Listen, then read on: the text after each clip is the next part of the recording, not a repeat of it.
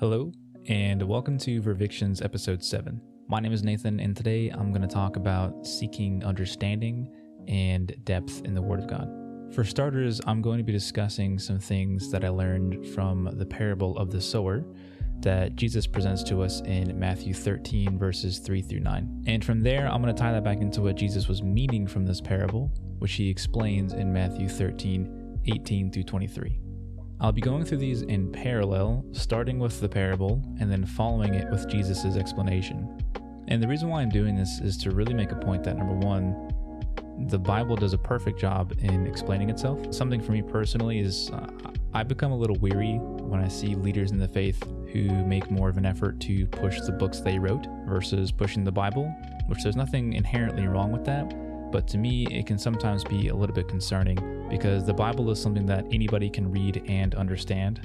And in practically every single case, it explains itself either from the Old Testament to the New Testament or New Testament to the Old Testament. And as is the case in many of the parables, Jesus directly explains what he is trying to teach to the disciples. And there's no exception for the parable of the sower as well. So starting in Matthew 13, verse 3, this is what it says.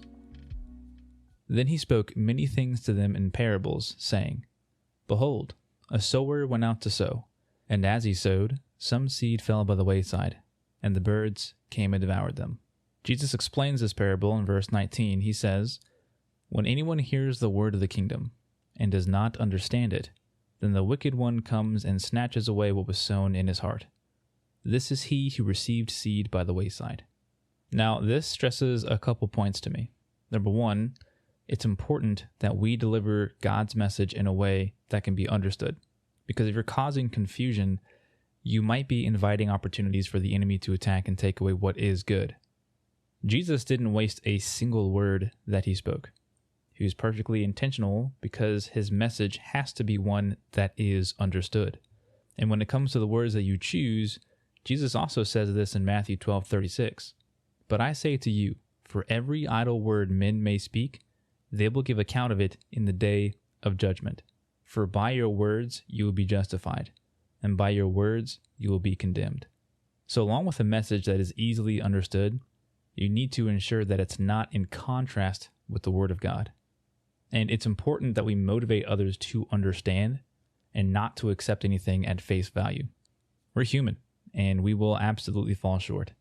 So if you hear something that is questionable, seek your answer in the Word, and the truth will reveal itself to you. Now, moving on to the second part, this is what Jesus says in verse 5. Some, he's talking about the seeds, fell on stony places, where they did not have much earth, and they immediately sprang up because they had no depth of earth. But when the sun was up, they were scorched, and because they had no root, they withered away. Jesus explains this in verse 20 by saying, But he who received the seed in stony places, this is he who hears the word and immediately receives it with joy. Yet he has no root in himself, but endures only for a while.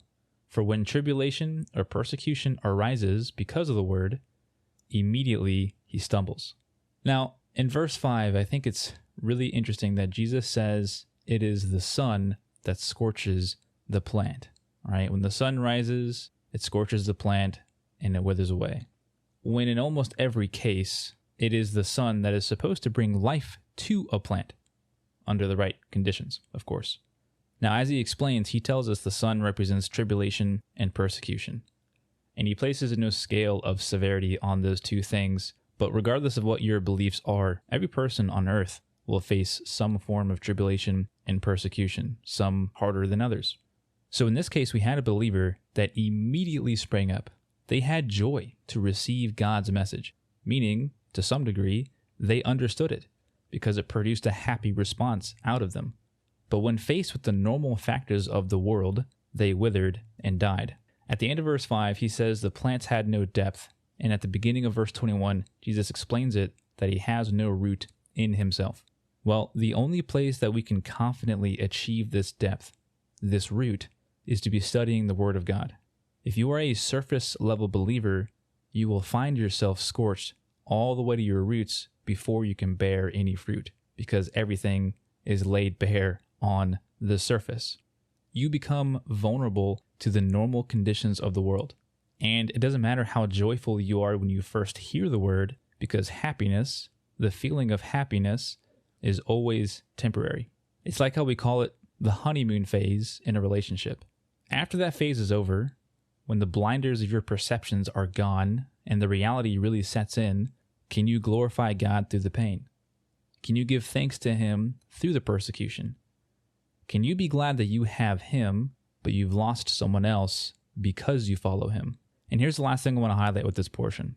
If you had the depth, if you had the root, then the sunlight that previously would have made you wither away, which is the tribulation and persecution as Jesus explains it, it would have made you grow instead. That same tribulation, that same persecution would have brought opportunities for you to bear fruit through your testimony. So don't run from resistance as your roots are setting into the soil, because it probably means you're heading in the right direction, or at the very least, you are growing in the moment as a believer. Moving on to verse 7, Jesus says the following, "And some," talking about the seeds once again, "fell among thorns, and the thorns sprang up and choked them." He explains this in verse 22 by saying, "Now he who received seed among the thorns is he who hears the word, and the cares of this world and the deceitfulness of riches choke the word, and he becomes unfruitful." Now, the representation of the thorns contrasts quite a bit from the last example, because the seed in stony places shows that it was the seed that sprang into action. As it says, the seed immediately sprang up. But in the example of the thorns, it says that it's the thorns that sprang up and choke. It actually doesn't mention the seed performing any action at all. So in this case, we potentially had someone with a little depth. We had someone who knows what the gospel is teaching, but the distractions of the world prevent them from bearing any fruit for God because the world was bearing down on them. They might have had their peace and comfort in God, faced trials like everyone else because of their faith, but they themselves did nothing for the kingdom.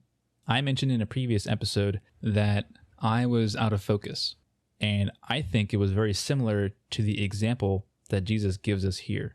And it is interesting that Jesus describes the cares of the world as thorns. From a human perspective, we often look to the cares of the world to bring us happiness. Maybe it's a new car, new job, higher income, new home, a new relationship. Jesus describes these things as thorns. These things will only provide a false sense of fulfillment that eventually lead to more emptiness, so it causes you to seek after the next thing and the next. This is why it is so important to refocus on the things that are truly important. And we find those things in the Word. In the final section, Jesus says in verse 8, "But others fell on good ground and yielded a crop, some 100-fold, some 60, some 30. He who has ears to hear, let him hear." Jesus explains this section in verse 23, and he says, "But he who received seed on the good ground is he who hears the word and understands it, who indeed bears fruit and produces, some 100-fold, some 60, some 30. Now, I like to think of this in a few different ways. First is that the fruit being produced has to deal with the fruit of the Spirit. In Galatians 5:22 through 23, it says, "But the fruit of the Spirit is love, joy, peace, long-suffering, kindness, goodness, faithfulness, gentleness, self-control. Against such there is no law." So those that have depth and understanding and are not distracted by the cares of the world have a lot of these elements showing in their life, and some more than others. The second way I like to look at this fruit has to deal with those you help bring into the ministry of God. Because usually, when you bear a fruit of some kind, there is an expected harvest. And when Jesus was spreading the gospel, the multitudes had become so great that he needed some help. So in Matthew 10:35 through 38, this is what Jesus says about a harvest. "Then Jesus went about all the cities and villages, teaching in their synagogues, preaching the gospel of the kingdom, and healing every sickness and every disease among the people. But when he saw the multitudes, he was moved with compassion for them, because they were weary and scattered, like sheep having no shepherd. Then he said to his disciples, 'The harvest truly is plentiful, but the laborers are few. Therefore, pray the Lord of the harvest to send out laborers into his harvest. And immediately after this is when he commissioned his disciples to go out and spread the gospel as well.